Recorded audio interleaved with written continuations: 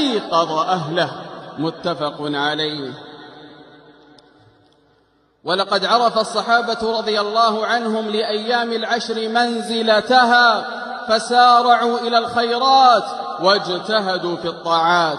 فعن السائب بن يزيد رضي الله عنه أنه قال: أمر عمر بن الخطاب أبي بن كعب وتميما الداري رضي الله عنهم أن يقوما للناس ب11 ركعة. قال: وقد كان القارئ يقرأ بالمئين حتى كنا نعتمد على العصي من طول القيام، وما كنا ننصرف إلا في بزوغ الفجر. رواه البيهقي.